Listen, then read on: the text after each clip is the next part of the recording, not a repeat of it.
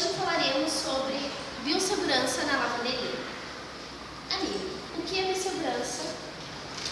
Biossegurança é um conjunto de ações voltadas para a prevenção, minimização ou eliminação de riscos inerentes às atividades de pesquisa, produção, ensino, desenvolvimento tecnológico e prestação de serviços.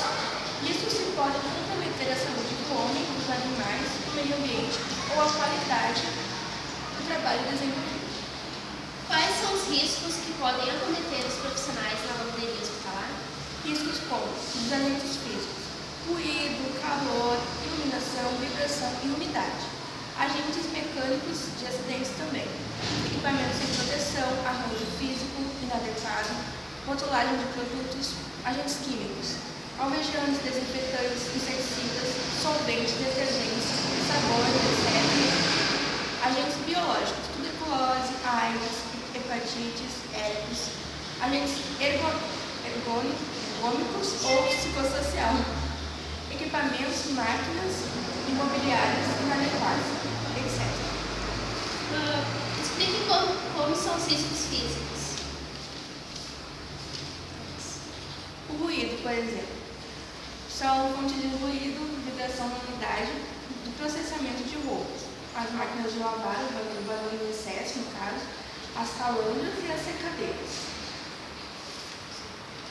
Quais são as consequências de uma iluminação deficiente?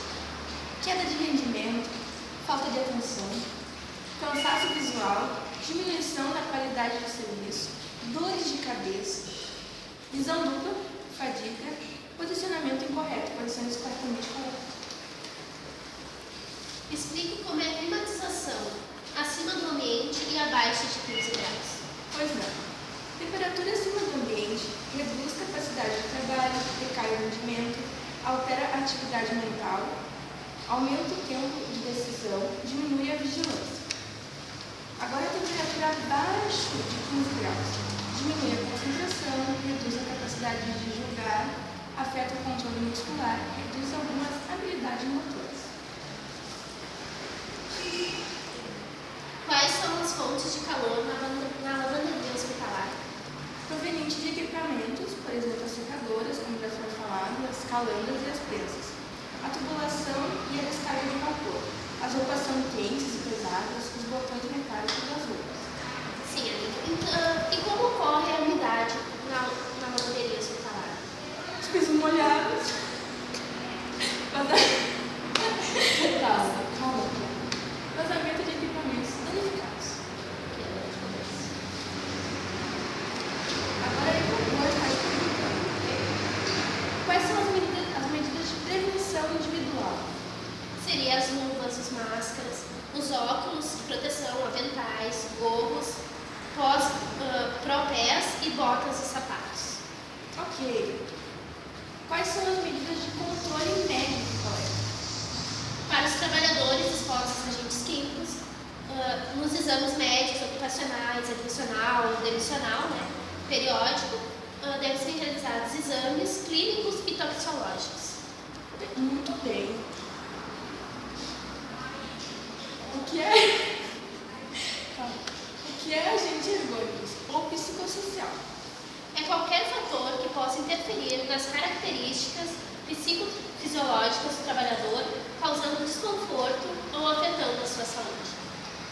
Explique quais são os procedimentos para minimizar os riscos ergônicos. A organização do ambiente de trabalho, a realização do planejamento da atividade diária, trabalhar preferencialmente em equipes, que faz com que não haja cansaço, e proporcionar à equipe de trabalho capacitações permanentes, incluir atividades físicas diárias, sua rotina, realizar exercícios de alongamento durante o turno de trabalho, 15 minutos, com orientação do profissional da área e valorizar momentos de lazer com a equipe.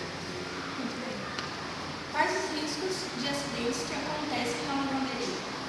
Equipamentos instalados incorretamente, arranjos inadequados de acompanhamentos, EPI inadequado, fiação exposta e motor sem isolamento ou aterramento. Presença de material pérfuro cortante, aquelas que os técnicos de enfermagem deixam no meio das roupas, Que coisa. abençoados. E o armazenamento inadequado de material. Explique o que fazer para minimizar os riscos de acidentes. Uma estrutura física adequada, uma manutenção de equipamentos e instalação e educação e capacitação dos professores, dos trabalhadores. Dos trabalhadores. Ok. Explique os riscos biológicos.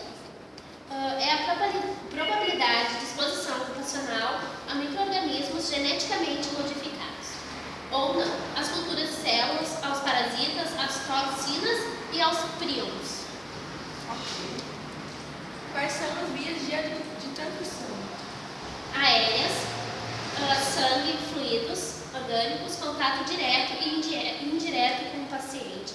Nesse caso, as luvas, né? Com certeza, tá. Explique transmissão por via aérea. É daquela que o ar do ambiente hospitalar é uma via potencial de transmissão de organismos por meio das gotículas, né? Por exemplo, agora estamos falando e as gotículas estão saindo. Se tivéssemos uma mais próxima da outra, com certeza estaríamos nos contaminando. Isso aí. Como funcionam os equipamentos de proteção? Eles funcionam como barreiras contra a transmissão de doenças, devendo ser utilizados de acordo com o tipo de atividade realizada e o risco de exposição aos patogênios. Por exemplo, os trabalhadores da área de saúde, sob riscos de contaminação das mucosas devido aos espinhos de sangue, devem se proteger utilizando simultaneamente vários dispositivos de proteção: óculos, protetores, luvas, avental e máscaras. Colega, explique o que é área suja. A área suja é considerada contaminada, né? É aquela que é utilizada para separação e lavagem dos materiais usados nas roupas. Muito interessante. Explique EPIs indicados para a área suja. Seria as luvas de PVC, né, de cano longo, para evitar o contato com roupa suja e, consequentemente, riscos biológicos. E também para evitar riscos de cortes por agulhas, bisturis e etc. Ocorre, às vezes, desses materiais irem para acidentalmente na área suja, misturando-se as roupas. Máscaras de proteção total para evitar contaminação por gotículas projetadas diretamente nos olhos e bocas. Bota de PVC para evitar contato com roupas sujas e escorregões. Avental de PVC para evitar contato com roupa suja e, consequentemente, riscos biológicos. Máscara de proteção, verifique a máscara indicada para o local de trabalho, né? Cada máscara é para um determinado serviço. As máscaras protegem contra os vírus e bactérias dispensas no local de trabalho. As mais usadas são a N95 e PFF2. Muito bem. Que área limpa? É aquela utilizada para acabamento e armazenamento das roupas. Explique EPIs indicados para a área limpa.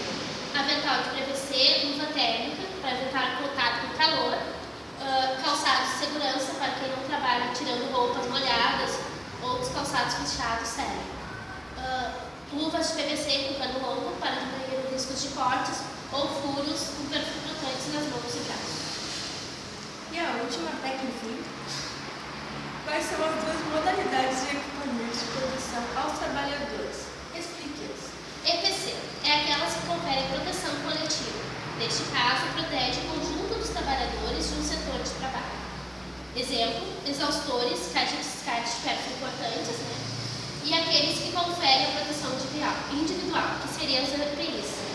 Nessa situação, a proteção específica para um determinado indivíduo são considerados EPIs, as luvas, né? Como eu tinha falado antes, as máscaras, os óculos de proteção, os aventais, os gomos e os propés, botas e sapatos. Muito obrigada, ficamos por aqui. Tchau, Tchau. gente.